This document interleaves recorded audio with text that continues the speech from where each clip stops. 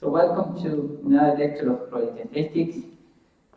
Thank you for being here. It's getting cold and not so nice to come early in the morning, so I appreciate that you're here. Before I start about the scripts, we have decided that, and I didn't do it for this class, but I will start to do it from the next class on. I will put the PDF before, so you have it there, but we're not going to print it. And this is in a hope that first we don't waste so much paper. I think we are in the digital area, and I think reducing cost is always good for the university. So it's not going to be a script, so you have to print it. That's it for now. Yeah, so today is law of large numbers, central limit theorem as the main topic. But we're gonna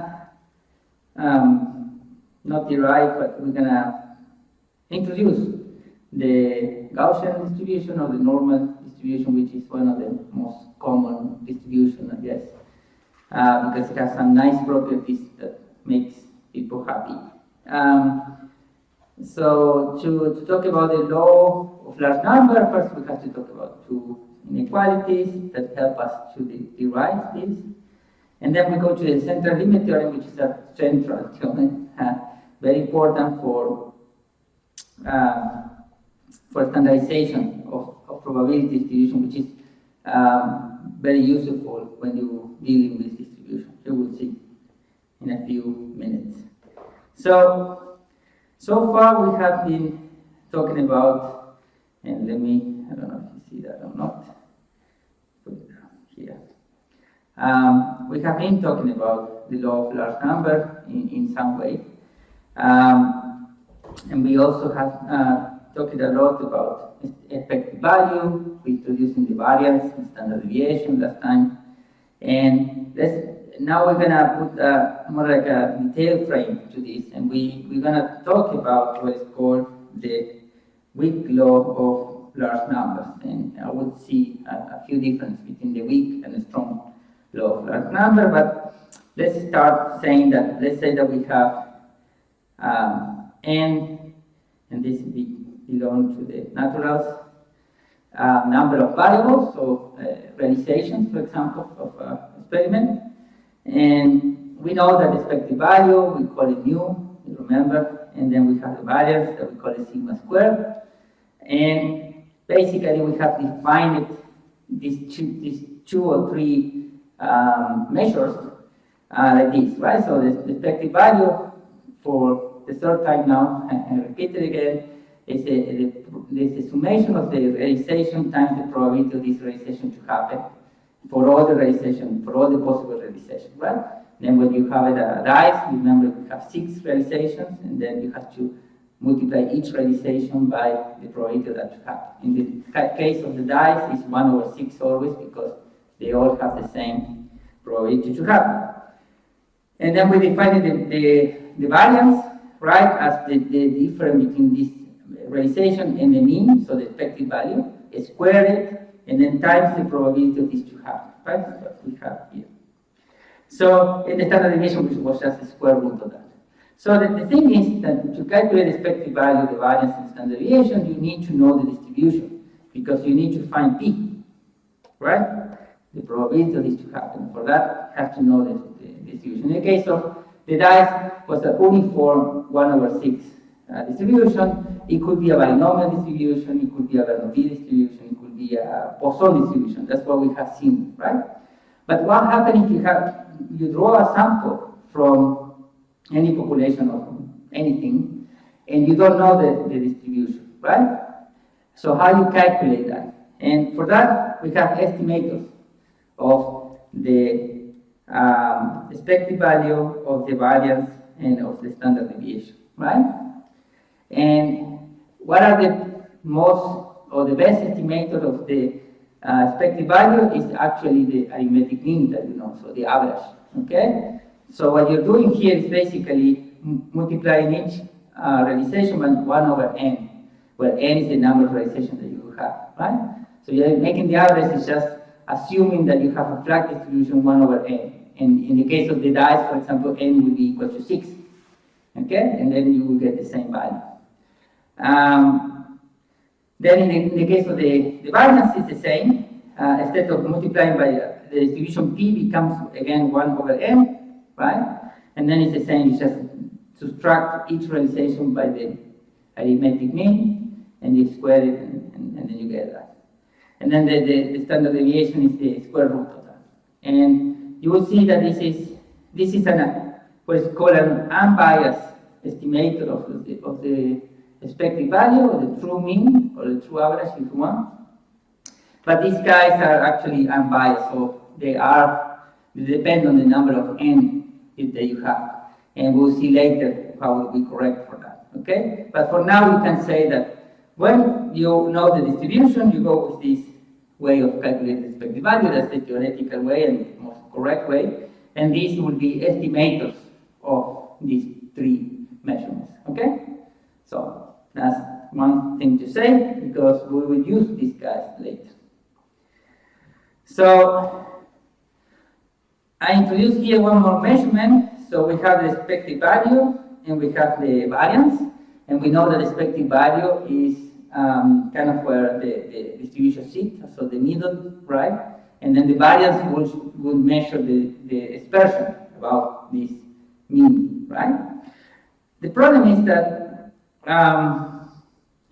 sometimes you need more than one measurement to see how the data disperse over the mean, because you know that we have squared it here, the difference between the mean and all the values, and that gives us the dispersion. Right? And then they have two goals. One was to make always positive this difference, and also to amplify. When there is a large difference, it's even larger, and when it's smaller, it's even smaller. Right? So we have that effect. But that can bring some consequences. So, and I will show you later in the next slide what are the consequences. But let's introduce a new measurement that is actually useful in some cases, which is the mean absolute deviation. And it's the same as the variance, or the standard deviation here, sorry. It's the same as the standard deviation, but instead of having this squared, now we take the absolute value. So again, we will have always positive differences, but there is no disamplification of the difference between them, right? And that is sometimes very useful. And since we don't have disamplification because we don't have the square anymore, then for sure the standard deviation always going to be larger or equal than the mean absolute deviation. Okay? So this is something that is a consequence of how you calculate this. So, but let's see when this becomes a problem. Well, it becomes a problem when you have what is called an outlier. Right? An outlier is a data point that does not fit your model and is very far from your model that you have. Like this guy here that is trying to disprove your theory here, saying that this is not correct, that it's not a polynomial, what you have there, but it's something else. But you can see that this guy is very far from the model that you have created. So this guy can produce a lot of problems because it will create a lot of dispersion here, right? So the difference between this point and the mean that we have here, this polynomial, amplified by the square, it will make it really large, the value, right? And that can be seen in this other example here. Let's say that we have this data point here. Let's focus on the first example here. Let's say that you have this point that you have blue here are within the range of what you will measure. And then you have these two surrounding by a red circle here. And they're a little bit off, you can see. Well, let's say, so let's calculate the median. The median, we have not introduced it here, but if you order all your values, the middle point of the value will be the median. The mean is the expected value. So the mean, let's focus on the mean, and it's 8 in this case, and the standard deviation is 8.5. So you have 8.5 dispersion because of these two guys is making the dispersion quite high. Right? If not, it will be probably much lower, right? Because we have not so much dispersion of the data. So let's say that now we have this data, but you have a guy that is really off the and you can see that the mean absolute deviation here is 5.4, right? So you can see that it's really off because we have here 100, right? These guys were off by around the 30s. Now we are in the 100. We are really, really up in the scale. Now the median stayed at 5. The mean is 10.1. So because he has been dragged by this point, and the standard deviation has increased a lot. So it's 21 now, 0.3, which should be around 8.5 because it's just 1 point that's screwing up everything. But you can see that the mean absolute deviation is a little bit better. So it doesn't go so, it moved from the 5.4, but it's not so much, okay? So, in some cases, the standard deviation can be very sensitive to an outlier, and the mean absolute deviation can be better in that case. So, depending on how your data look like, you should choose your dispersion measurement, okay? That's kind of a parenthesis in today's lecture. So, but I introduced this because we want to talk about the law of the large number, right? And we can talk about two types of weak of law, two types of law of large number. One is the weak one and the other is the strong one. So the weak one say that basically, before I even describe the formula, what we're trying to say here is that the larger the number of data that you collect, the expected value will converge to the mean, the true mean. That is the definition of the law of the large number, right? And you can make a strong statement about that or a weak statement about that if you want. So one way to describe this is to say that the probability of the summation of each point and the mean to be larger than a very small epsilon value, whatever epsilon is, it has to be just larger than 0, so a very tiny small number is 0. Okay? So it means that in the infinite, when n's tend to be very large, the difference between any point that you have and the mean to be larger than a very small amount of the variable is going to be 0. So in the infinite, there is not going to be different. So the probability to be a difference between the points and the mean is 0. And you can put it in a strong statement saying that in the limit, basically, the expected value converges to mu. So the probability of the expected value to be equal to mu is equal to 1. It's 100% in the infinite. Okay? So this has some consequences, and basically it's telling you that the best estimator of the expected value is always the arithmetic mean. Okay? Basically that's what it says. And that's just a law. Okay? And to work with this, to start with this, or to elaborate the weak law of large number, we have to talk about two inequalities. One is the Markov inequality, and the other the Chebyshev inequality. And these are two inequalities that looks out of the blue, so that you don't know why they are like that, but we're going to develop, and you will see that it makes sense. So the first inequality, the Markov inequality, say that the probability of each registration to be larger than any constant value a, larger or equal, it has to be less or equal to the expected value of this variable divided by the same constant. Okay? Whatever. We don't see yet why. But you will see that you get this as you do it empirically. And the second inequality is the Chebyshev inequality, that is saying that the probability, so basically what we have here, the weak law of the large number, so the probability of the mean minus and the average, the arithmetic average minus and the mu to be larger than an epsilon value has to be larger than 0, larger than or equal to 0, right, because it's a probability, and it's less or equal to the variance divided by n times this epsilon squared half. Okay? Again, you will see how this makes sense in a few minutes. So let's start with the Markov inequality. Let's say that you have a die, and you have 6 faces, so the probability of any realization to get a 1, to get a 2, a 3, a 4, a 5, or a 6 is always 1 over 6. We have seen this many times. So let's say what is the Markov inequality is true up here.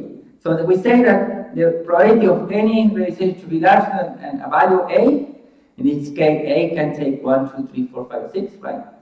Is the expected value, or it has to be less or equal to the expected value divided by this A. So let's say that you pick the probability to x to be larger or equal to 6. So, and this has to be, given the Markov inequality, the expected value, which we know that is 3.5, we have calculated many times last week, divided by 6, because A now, A becomes here 6, right? Yeah. Okay. So, the probability to get a 6 or a larger than 6 is 1 over 6, because it's only one possibility that you get a 6, right? Larger than 6 you cannot. In one throw, you can only get 1 over 6. So that is the probability of getting x larger than 6 or equal to 6. And then 3.5 divided by 6 is whatever.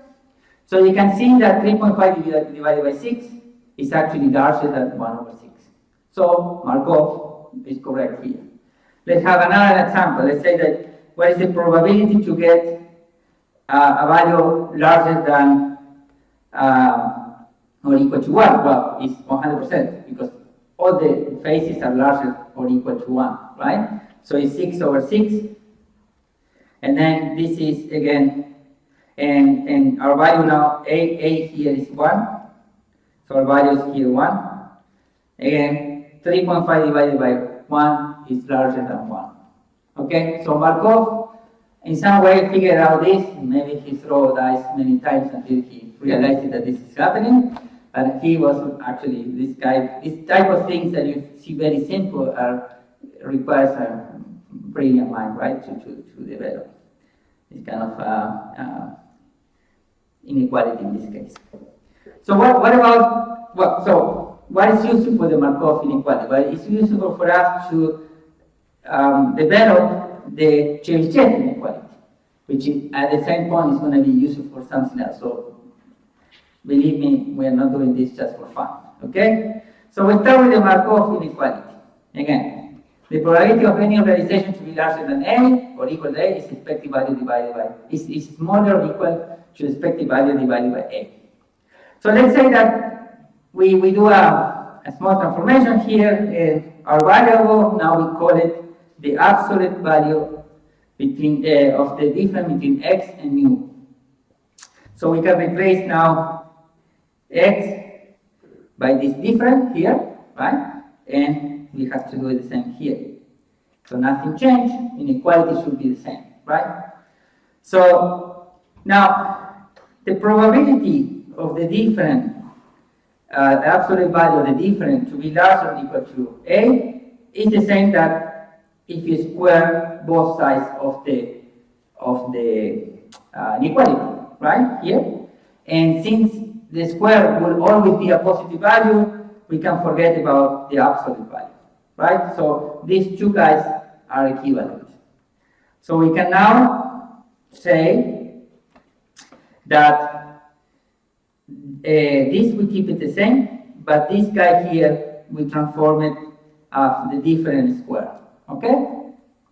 So we can do that. And A squared here is, it's like you can pass A to the other side, dividing, and then that's what you get now. So the probability of the absolute value of the difference between x and mu to be larger than A is now the expected value of the difference squared over A squared. And if you remember, the numerator here is the variance. Right? That's how we have defined the variance. So now we can say that the probability of the difference between x and mu to be larger than A is the variance divided by A squared. So we're getting close to the Chebyshev inequality. So the rest that we can do is, if you make a summation inside here, you sum it for all the n that you have, well, it's the same as divided by n here. And here is the Chebyshev inequality. So we came from the Markov inequality to Chebyshev inequality, prove it in that way. So that should be true, right? And that's what we believe, and that's what we're going to use in the future. So, as a summary of the law of the large number, the main thing that you have to remember is, as n tends to be going to the infinite, the true mean is the arithmetic mean, right? So it's going to be some fluctuation, but the expected value of any variance or any variable, will converge to the arithmetic mean. Okay, that is basically what this slide is saying in a more worthy way. So that could be, for example, for the Bernoulli distribution. We can use the same for the Bernoulli distribution. You remember that the expected value of the Bernoulli distribution was p, right? Remember, the Bernoulli distribution was when you have two outcomes, 0 or 1, and you have only one experiment. You run it one time. If you run it n times, you will end up in a binomial distribution, right? But for the Bernoulli, we know that the expected value is p. So now we can trust, given the law of the large number, that p in the infinite, when n tends to be infinite, n number of realizations, not experiment, but realizations, it has to be equal to the mean of this realization, okay? And basically, if you run an experiment yourself, let's say that you have a die, right? Here, a die, and we toss and we look how many times you get a 6, okay? So it's Bernoulli not because you have 6 options, because you have 2 options here, or get a 6 or not get a 6, okay? You see the difference. So when you get a 6, we call it a 1, and when you don't get a 6, we call it a 0. And if you run this many times, and here are runs if you want. I don't know if you can see the 5,000, I think so. So if you are in the around 500 or 600, you already see some fluctuation, right? But as the number of runs goes to the right, you end up in something that is converging to 0.16, which is 1 over 6, okay, which is p. P has to be 1 over 6 because we have 6 possibilities. 1 to get a 1, to get a 2, to get a 3, to get a 4, or a 5, or 6. Even if we are talking about Bernoulli, that we care about the 6 only, you still have the probability p to be 1 over 6, okay? So you can see that in the average, converge to p. And you could do the same for the expected value of the die. And forgetting about this function, if you have a die and you just care the realization 1, 2, 3, 4, 5, 6, and you do it many times, and you calculate, let's say that you run 10 times or 50 times, and you calculate the average, it will give you something close to 3.5 but not 3.5. You run it 100 times, it's getting closer, until you run it, I don't know, 500 times, and you calculate the mean or the average, and it will give you the expected value of a die, throwing a die. Okay?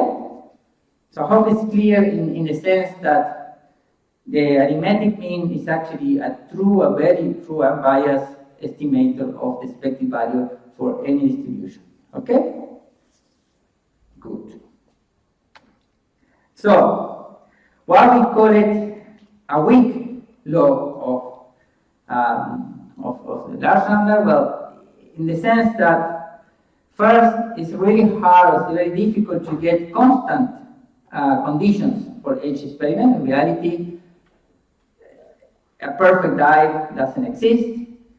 If you want any physical variable like pressure, like temperature, like whatever, like wind, can affect the way that you throw the die. So you can really not have a fully controllable environment when you run the experiment. So it can be that it's not so perfect, and that's why you have these fluctuations here. You have to run it really for a long time so you get it. And the second is that for this to happen, there has to be independence. So the previous throwing of the die has to be totally independent of the next throwing of the die.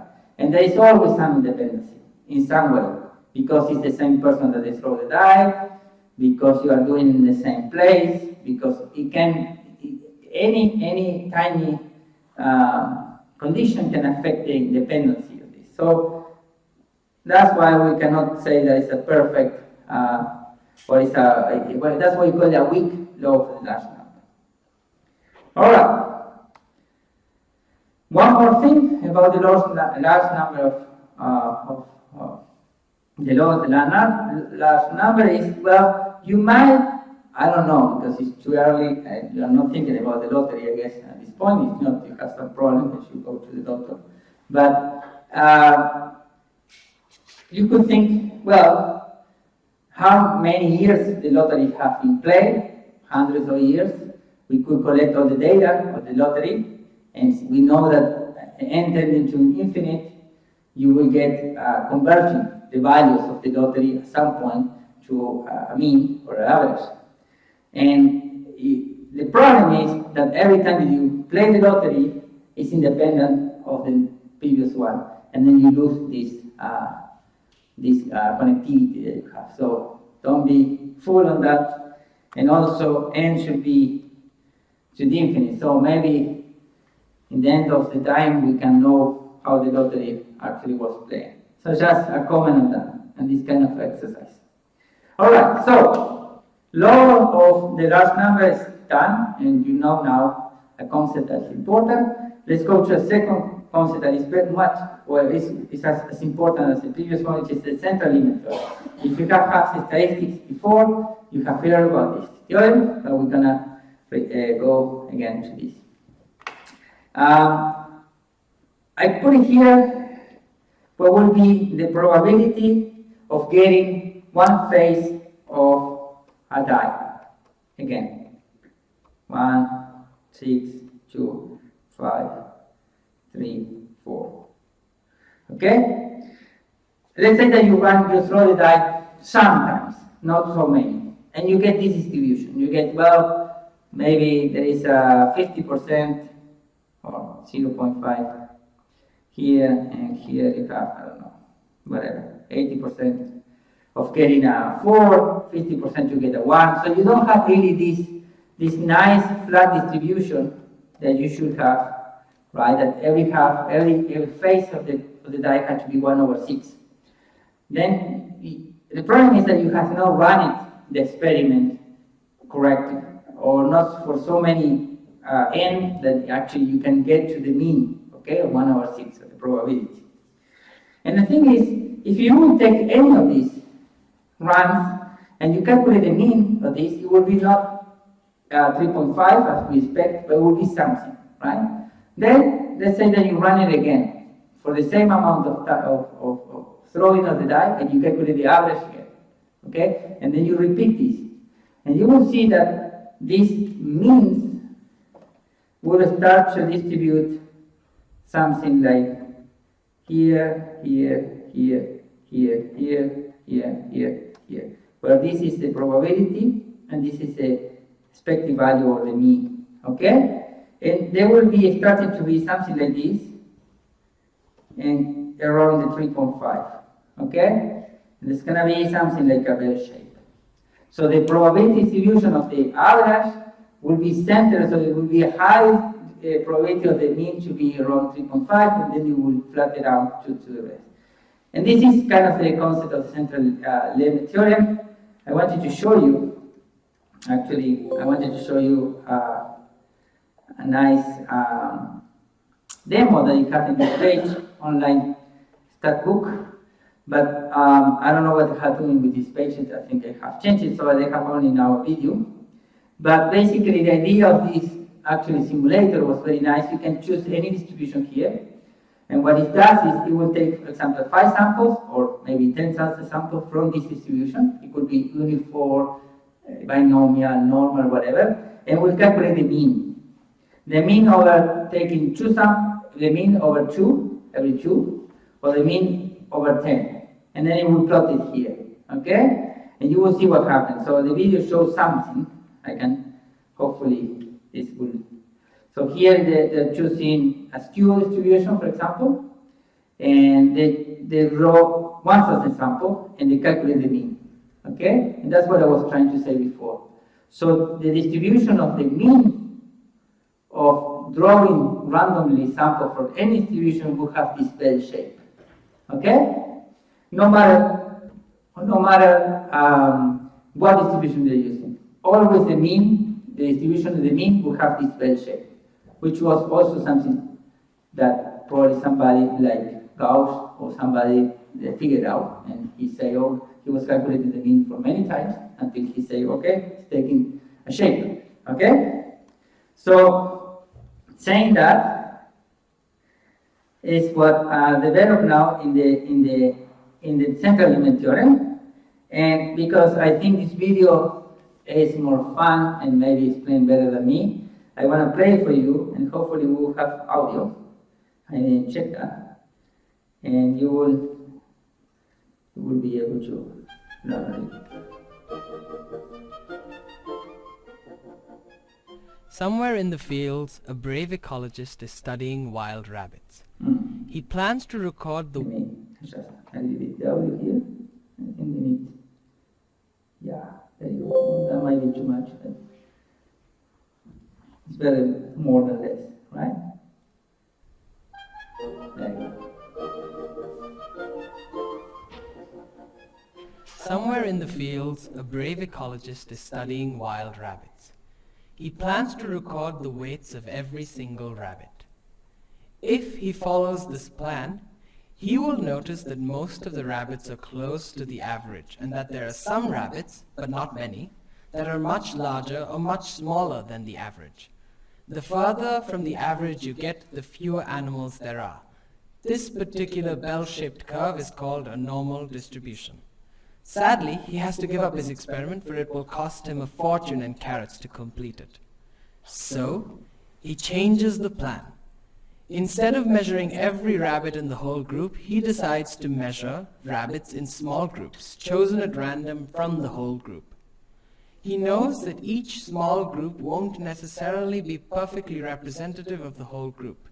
So he measures many small groups and then compares the averages of each. He starts by weighing 5 rabbits at a time, and he finds that the distribution of the average is somewhat bell-shaped. Then he increases the sample size by weighing 20 rabbits at a time, and then 100 rabbits at a time. Surprisingly, as the sample size increases, the spread decreases. The distributions of average weights becomes more and more normal. What our brave ecologist has just demonstrated is the central limit theorem. The averages of samples have approximately normal distributions. If the sample size increases, this distribution of averages becomes more normal and narrower. What if the population distribution is not normal to begin with? For example, the distribution of dragon wingspan is known to be bimodal. If an even braver ecologist were to study wild dragons and measure dragon wingspans, the distribution of the average wingspan would still be approximately normal. And again, the more dragons our brave ecologist could measure at a time, the closer the distribution of their average wingspans will be to a truly normal distribution. The distribution will also be narrower. So now we know that regardless of a true distribution, the central limit theorem shows that the average of values drawn from the distribution will always be approximately normal. Furthermore, the bigger the sample size, the narrower the distribution of average becomes, and the closer the mean of the sample gets to the true mean of the population. This is why sample size matters so much in any statistical analysis, whether it is a political poll or evaluation of a medical procedure. There is something very special about the normal distribution. Not only do many things we measure in biology follow a normal distribution, but it also crops up when we look at estimates of variables, even when the variables themselves don't have a normal distribution, as we saw with dragon wings. Because of this, we can use the normal distribution to test ideas about the world even when the underlying variables don't follow a normal distribution. My name is Buthikrit Bhattacharya. This video was created by Shui Cho and brought to you by CreatureCast. Special thanks to Casey Dunn. For more stories, visit creaturecast.org.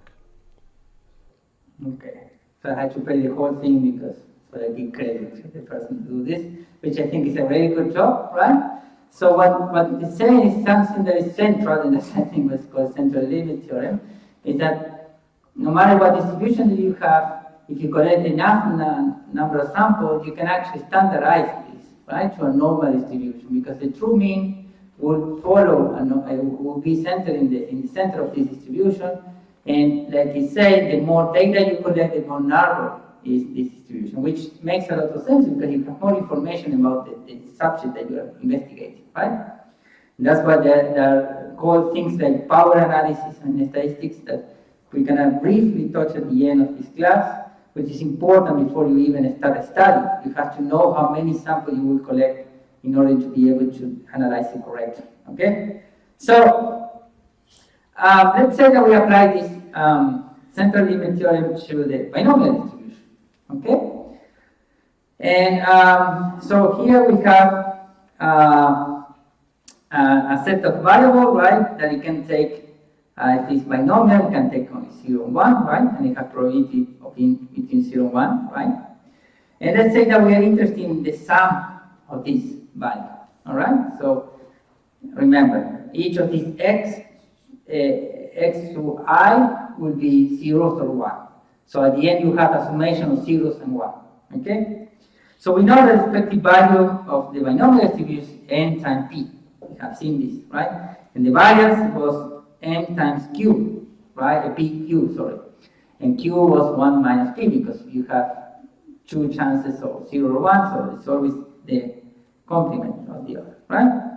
So from what we saw in the video, basically, you can start to think about that you can transform any distribution that you have to a standardized way of this. And this will help us, for example, in the particular case of the binomial distribution.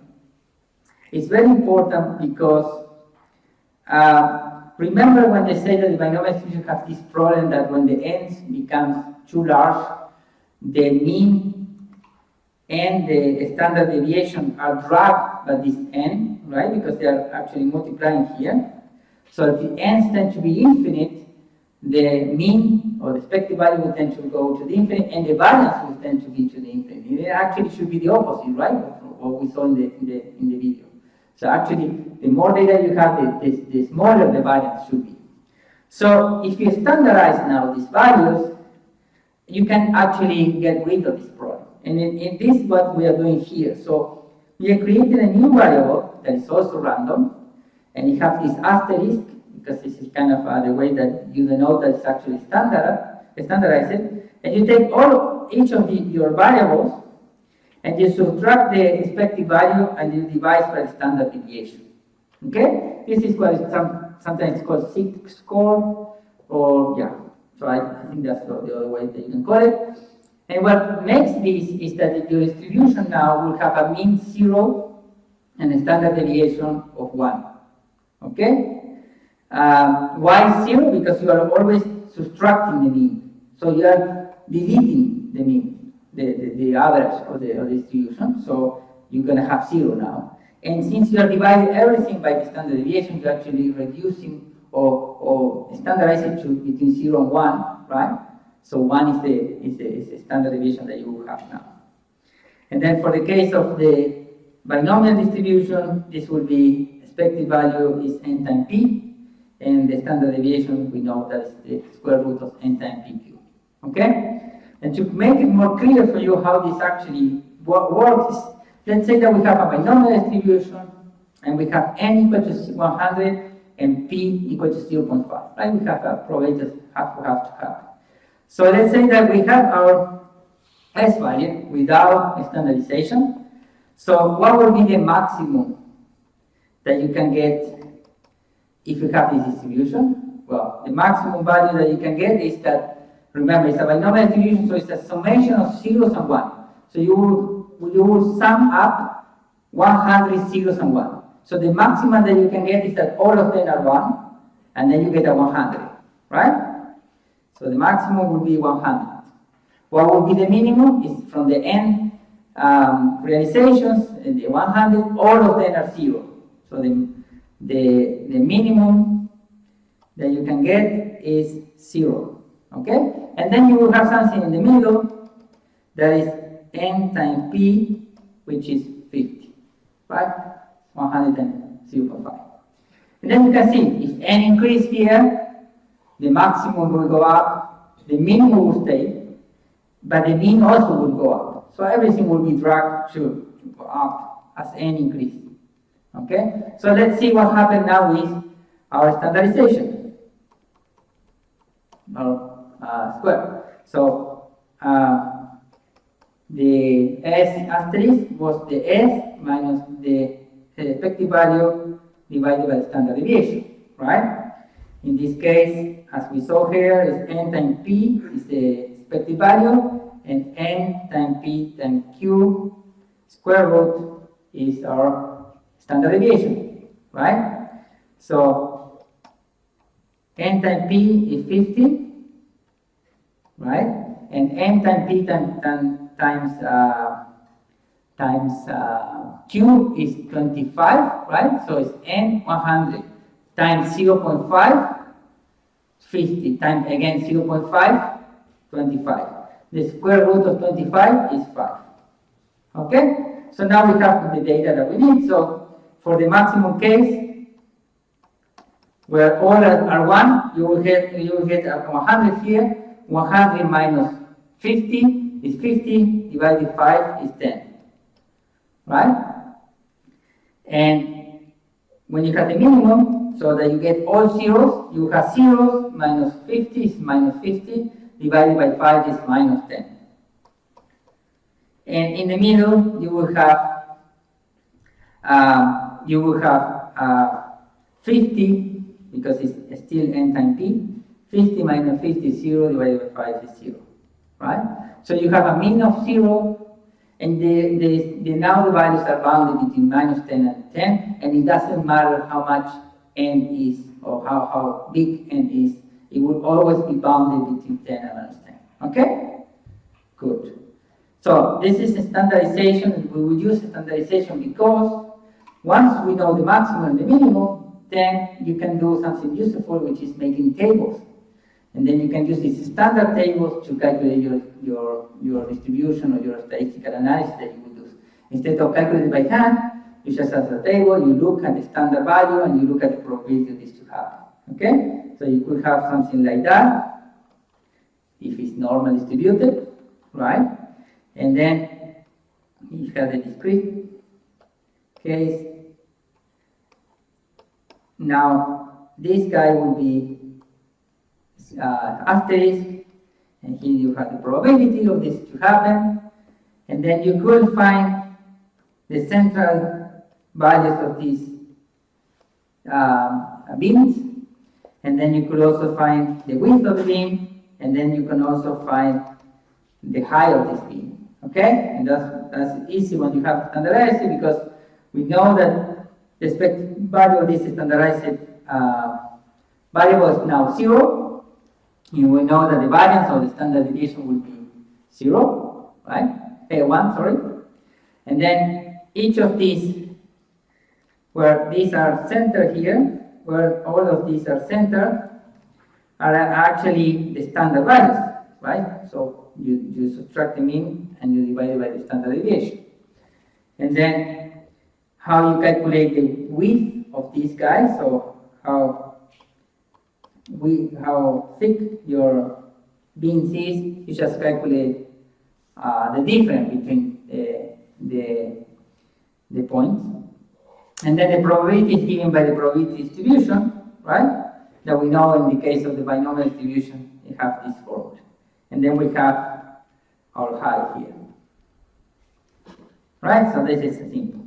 So to formally introduce to you the most famous distribution, the Gaussian distribution, was developed by Gauss, and it has the shape. And you already know, you have seen in the video, you have many proof now that it exists, and that it has the bell shape, the famous bell shape. And everybody likes to get this distribution because it makes it so easy for you to work with. Okay, so every time you get a normal distribution, you're happy. Every time you don't get a normal distribution, you're not so happy. Yeah. And the more data you have, the more the bell shape is developed.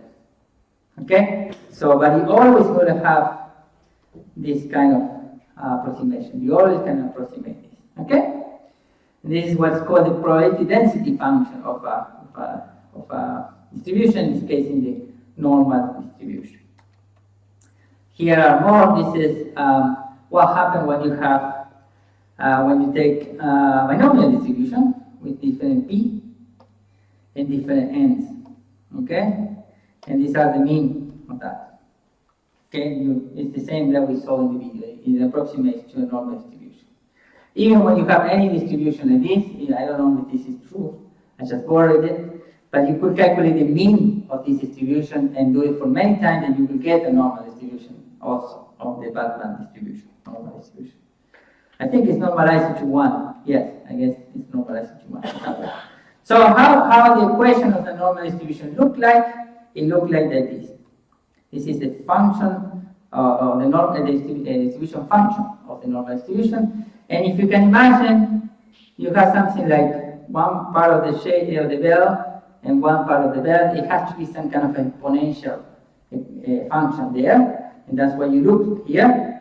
You get that is something that is more or less constant, that will define the amplitude, okay? And then you have some negative exponential here that will define how fast it rises and how fast it falls, okay? And basically the exponential will be depending on your values and the mean and the standard deviation, okay, or the values. And that is why the more the values you have, this exponent it gets smaller, and if that's smaller, what happens? If this is in the denominator, if this gets smaller, then the distribution gets more narrow. If the variance is larger, the exponent gets smaller, and then it flattens out. Okay? And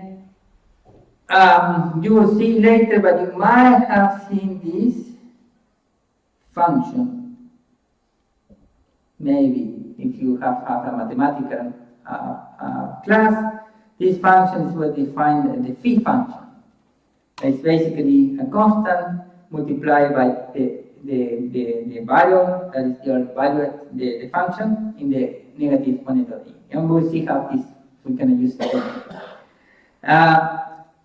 So to calculate the probability of something to happen, you can calculate the integral of this bell shape between values that you are looking at. For example, maybe you are interested in what is the probability to get a number larger than some value, then you can calculate the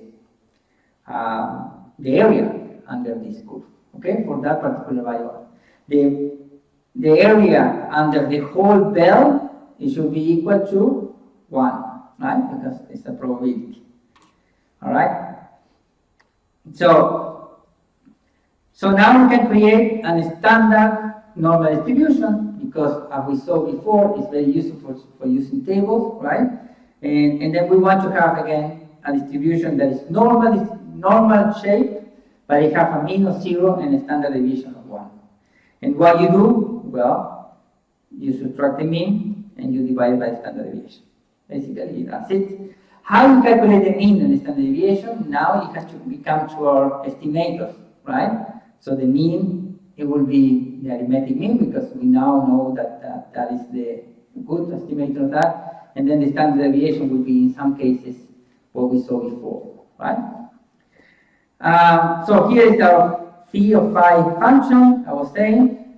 now with a standard variable set, and this is important, they call it set, and these are tabulated. That's the nice thing. So the standard normal distribution would be a table. So for each value of set, you will get a probability value, right? So you can see where are you located in the curve, okay? And with that, you can actually do your calculation. In the case of computers, I'm not sure how they do it. I don't think they follow a table. They probably calculate the function directly, and usually they are more precise. But you can always be more or less okay with a table. In probability and statistics, you will see that the third decimal doesn't make a difference, or the second decimal even make a not difference. So you will see. So some things of the normal distribution, we already have seen this very briefly before, and that we have zero mean, right? And already one and minus one standard deviation will cover around 68% of the data points. And if you move to the two standard deviation, you will cover around 98% of the point, and three standard deviation to the side, you will get 99% of the point. So these are maybe good things to remember. It's always useful to know when you are dealing with normal distribution. So now it comes where the central limit theorem by Mowbray, Laplace, I don't know how you call that, becomes interesting. So we have a standard, let's say that we have a binomial distribution. We have here standardized values with mean and standard deviation of the binomial. The theorem says that in the limit, when you have an n large enough, the probability of this standard value to be bound between two values, a and b, is equal to integrate the phi function between a and b. Okay? And that's it. In the upper limit, you will get that this standard, the probability of this standard value to be less or equal to upper bound b is equal to integrate the phi function between minus infinite and b. Okay? And that is a good thing, because like I say, now we can use the phi function just to calculate the probability of such a standard variable to be happening. Okay? So, for example, if you want to know the probability of set to happen, you just calculate the integral between minus infinite and set. So set is here, right? So it will be from minus infinite, and here you have infinite. So it will be all the probability to here. The probability of minus set will be 1 minus probability of set, because it's a probability distribution again still. And then one thing that is interesting, that the probability of set minus the probability of minus set, because it's mirror symmetry of the function here, or the distribution, it can just be 2 times the probability of set minus 1. So, as you can imagine, the free function value of the set is tabulated, and we can use this table for calculating probabilities. And I think, yeah, there is a few more slides, and I will go to an example so you can actually figure out this better. So the last thing that we have to say is that in the limit, the standardized, in this case for a binomial distribution, the probability to be bound between a and b it can be not even the integral. Yeah, before said the integral of phi, right, between a and b. Now we can really say that it's actually the difference of the probability in b, of phi and b minus the phi and a. Okay, and that gives us some advantage, because you will see how this develops. So in the case of the binomial distribution, the probability of the standard of the value of the standard variable or the normal variable to be between a and b is our function valued in a and b, right? And we can approximate it by the phi function value on the standardized B and A, right? And here we have, that should be for a big number of n, okay? So when you have not such a larger value of n, when this happens, then you can actually add a 1/2 here to compensate for that. No worries about this. Then you have the problem still of calculating this guy here. This we already saw before, that calculated the binomial coefficient when n is very large. It gets really complicated because of the n factorial, right? So one way to approximate n factorial is by this equation here. So you could use that trick, and then you get a really ugly formula here, but at least you can calculate, okay? And you get rid of that. So, but let's go to something that at least make our mind more close to what we want to learn. So let's say that we have die. Again, die and coins are boring, but this is, I think, the simplest examples always. So let's say that we have a die again, and we tossed it 600 times. So 600, really 600 times. And we want to know what is the probability among the 600 tries that you get 100 times a 6. Okay? The second thing that we want to know is among these 600 tries that at least 50 and no more than 110 times you get a 6. So really, like, I don't know who is thinking about this, but yeah, he was really interested on these particular numbers. And then the more than 120 times you get a 6. Okay? So exactly 100 times 6, between 90 and 110, and more than 120. Let's see how we can use our normal distribution, our central limit theorem to tackle this problem. So first, this is a binomial problem, right? Because you get a 6 or you don't get a 6, right? So this is the first thing that you have to figure out. So the probability is always 1/6 because you have 6 faces and each of them have a number. And our n is 600 because you throw the die 600. Then you have your formula here, and this will be the probability to get exactly 100. And this is for our first thing. You need to know exactly 100 times you get a 6. Okay? And then you plug in the numbers, and then you have to calculate our nice binomial coefficient here with 100 and 600. Then you use our nice equation here, and you put all the numbers together, and you get 0.04. Okay, so the first part of the problem we can solve it just by a binomial distribution. All right? So 0.04, so 4% chances of getting exactly 100 times a 6 if you throw the die 600. Okay? Now, let's go to the second. The second is a little more complicated because it says from the 600 tries, at least 90 but no more than 110 have to be a 6. Okay, let's see. So again, it still is a binomial problem. So we have to calculate our variance or our standard deviation. In this case, n is 600, p is 1/6, and q is 1 minus p, so it's 5/6, right? And then our standard deviation is 9.13. Good.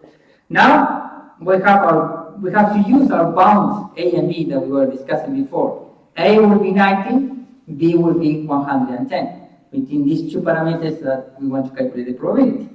Well, we standardize everything, right? So we standardize the A, we standardize the B, and we standardize our value that we are looking at, which is S. Okay? And we know that we can approximate it by the phi function evaluated in this limit B and A. And the phi function, remember, follows a normal distribution. Now, we don't care about the binomial distribution anymore. We care about a standardized normal distribution to solve this problem. Okay? And the good thing is that phi, as I said, is tabulated. So we can look at tables to solve this problem. So, well, now we plug the numbers. 90 minus 600 times 1 over 6, and 100 minus 90.1 over 6. And always our standard deviation is 9.13 from here. So blah, blah, blah, blah, blah, blah, we do all the things, and we get to here. And from that, we know that this subtraction can be calculated just by 2 times the frame. This is, remember, this will be set, and this will be minus set, right? And we say that already. And then we calculate this value, and this is the critical one. So set in our case is 1.0953. So this is where we have to evaluate 5. So you could go to the exponential equation, this nice thing, and calculate it, or you can go to a table. And a table will look like this, okay? So you will have values of x that will be set, and phi of set as you like it, right? And then for each value of set, you will get a probability or a phi function or phi value function. In our case, we say 1.09. We can just stop in 0.9. Doesn't make sense to go further or more. And then that will be between this guy, 1.0 and 1.1. But we are more close to 1.1, so we can directly choose this guy here. Okay?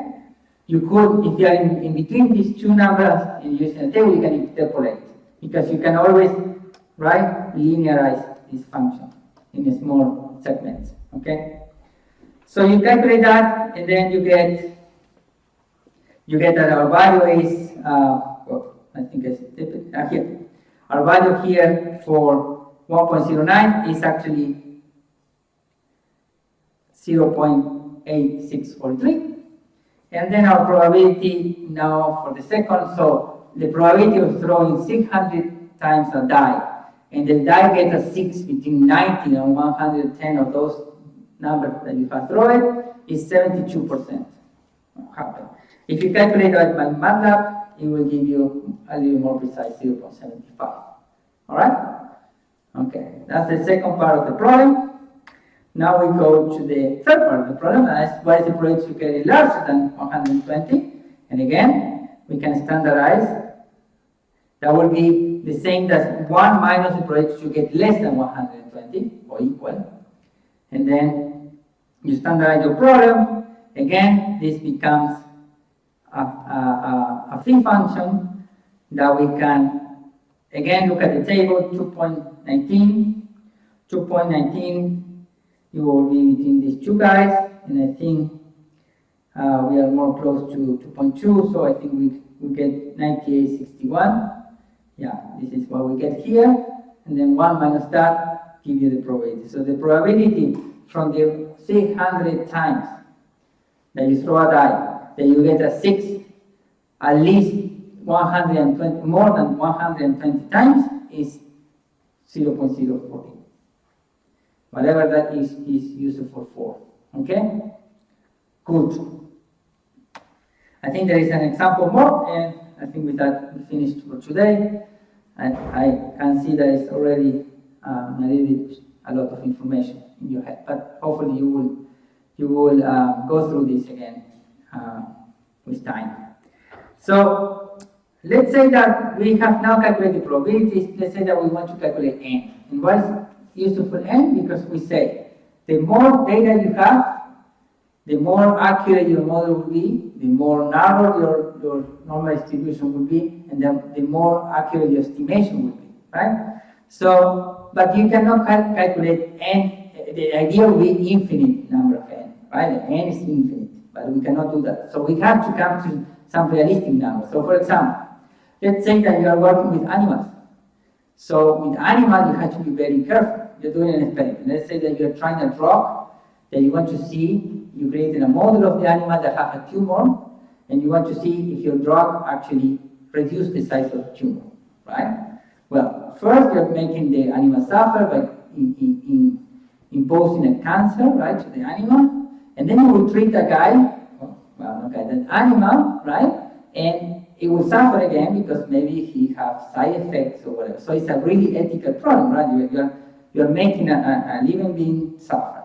So you want to know the minimum amount of animal that you have to make suffering to draw some conclusions that are actually useful for humans.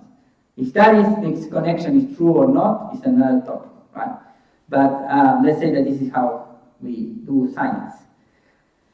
So, for example, that is a very important part where you know the N. What is your N? What is the number of samples that you need to make your experiment worth it? Another example is like here, that let's say that there is some campaign, that there are two candidates that go for president or whatever country, and you want to know who is going to win. And this is very common. Every, I think, modern society now do that. They go and ask people who you go for, and they will say this and that. And then you need to know how many people you have to ask to make sense of your data. And then when you go to your candidate that is paying to you money for making this trustable, that is actually will not get angry at you because it's wrong answer. So let's say this will be the case, that we have a person that comes from a party A, and you want to know who will win with a probability of 90% and an error that is no more than 1%. So you want to be quite sure. You want to be 99% that who is going to win with a 90% of chances. Okay? So again, it's win or no win, lose or win. And then you have a binomial distribution, and then our P, our probability, is going to be the number of followers that follow this particular guy, that will be Sn, divided by all the voters that will go to the election that time, right? That will be our probability of this guy to win. That's usually called a poll number, right? So there's going to be a true P, which we call a P0. That's going to be what will happen that day of the election. So it's going to be exactly amount of people that will go for the candidate, and there will be an exact number of people that will go for voting. And that will give you P0. And that's what we want to estimate. And we want to estimate it with a 1% error. Okay? That's clear. So this is what it's saying here. The difference between the estimation, hat is usually used for estimation, P hat. Between the estimation and the true P0 has to be less than 0.01, so 1%. And we want to have this probability to be more than 90%. And that is the set of our problem. So our P will bound between the true minus 0.5 and the true plus 0.01, sorry. Then we have to see this probability that's bounded. Is it bounded? I already can think about the phi function because you have a bound, A and B. A will be minus 0.1 and B will be 0.01 positive. So this is what we're doing. We're going to first standardize, right? And then once we have standardized this problem, so we get the standard asterisk value, you can do here, I don't think I have to explain what they're doing here, but if you have n times n to the minus 1.5 is n 1.5, and this is n to half, right? This is what is happening here, from there to there. And then you have two bounds, evaluated in phi, so you can use our phi of phi function, and again, the difference between two phi functions can be just 1 minus 2 times the phi function evaluated in one of the limits, because the limits are the same. P1 and P2 are the same. And then you have to equalize this to 90%, right? And remember, this is an approximation, the phi function. So that's why this exclamation mark is here. So if you do that, now you can solve for n from here, right? And it's going to be in some way a function of the true p we don't know, basically, right? So we can restart rearranging. So you could move this one to the left. I don't like to say you move. If you talk to a mathematician, they will say, you don't move number to one side to the other. You just multiply, you sum thing to the other. So you subtract one here. So you subtract one here, and then you annulate one, and then it's like moving the one to the other side. Okay? I get a very exciting conversation one time with this. So you start rearranging numbers here and there, and then you end up with something like this. Okay? Phi function, we can actually calculate it. You can already think about this, right? And you continue solving this, and you solve, and you get to this equation here, which is the number of n that you will have, and that will depend on our fun function here squared. Since the fun function evaluated in 0.05 from the table will give you 1.645, you can plug it in, and now you know. Now you can start playing with it, because you can start playing with P0. So P0 will be the truth that we don't know, but we can guess, right? We can say, well, P0 maybe is 50%, so maybe the candidate that you are going for have 50% chances of that the other half win, right? So you have 50 and 50 chances. So P0 could be 0.5, so you can actually plug it here. And then, if that is the case, you only need 6,765 person to ask, right? Now, if you know that there is less chances for your vote or your candidate to go for it, to win, you can reduce P0 and say, okay, it's 0.1. And the other guy will have 90%, or the other way around, you have 90% chances of win, and the other guy have only 10%, then you have to ask for less people, okay? And this is just one way of doing calculation and for a normal distribution. So they are more complicated when they have more factor influencing, n's becomes really complicated to calculate, and at some point you cannot even calculate. So you cannot estimate this. All right, with that, we finish today. With your brain probably full of things, but law of large numbers and central limit theorem and Gaussian distribution were a topic today, even if you missed something. And we can approximate always the mean of any distribution with a normal distribution, and we can standardize this normal distribution, right? And use tables to solve problems. Okay, that's pretty much what I want you to convey today. All right, so thank you for being here, and I'll see you next week.